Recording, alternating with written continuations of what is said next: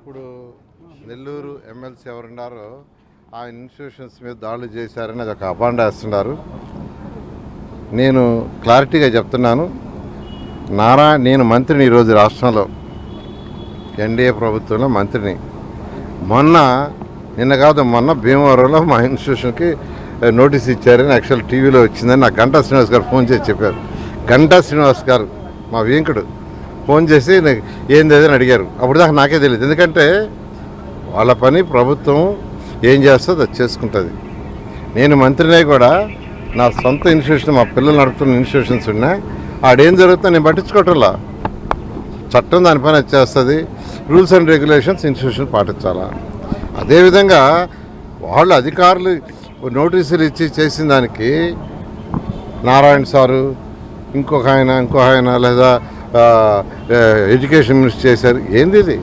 దానికి ఎమ్మెల్సీలు అందరూ తీసుకురావటం, దానికి ఒక ధర్నా చేసి హైప్ కావాలనుకోవటం, అట్ట అనుకుంటే నేను ఎన్నో చేసి ఉండాలి. 1924లో నిజంగా నారాయణ ఇన్స్టిట్యూషన్ మీద చేసినవి కానీ నేను కానీ చేస్తుంటే రోజు ప్రెస్లో ఉండేవాడిని, రోజు ఎవ్రీడే ప్రెస్లో ఉండేవాడిని. ప్రతిరోజు ఇన్స్టిట్యూషన్ మీద చేసిన గందరగోళాలకి, ఇచ్చిన నోటీసులకి, వాటికి ప్రతిరోజు నేను ప్రెస్లో ఉండాలా.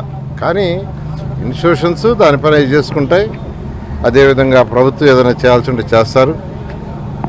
దాన్ని హైప్ చేసుకోవటానికి, సొంతగా ఏదో పైకి పోవటానికి బ్రహ్మాండంగా చూడు నన్ను చేస్తారని చేసుకుంటే ప్రజలు నవ్వుతారు.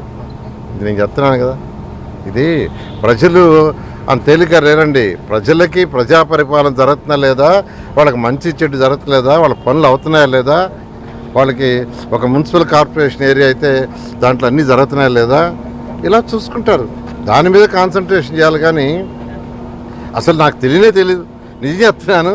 నేను నెల్లూరు సిటీ ఎమ్మెల్యే అయినా ఇక్కడ జరిగింది నాకు తెలియదు. అది ఎందుకంటే వ్యాపారస్తుని మేము ఇబ్బంది పెట్టాలా, వాళ్ళు ఏ పార్టీ అయినా ఇబ్బంది పెట్టాలా. మీరు బాగా వ్యాపారాలు చేయండి, బాగా సంపాదించుకోండి, రాష్ట్రానికి ట్యాక్సులు కట్టండి, రాష్ట్రం ఆర్థికంగా డెవలప్ అవుద్ది. ఆర్థికంగా డెవలప్ అయితే మేము సంక్షేమ అభివృద్ధి రెండు చేస్తామనే నినాదంతో ముందుకు పోతాం.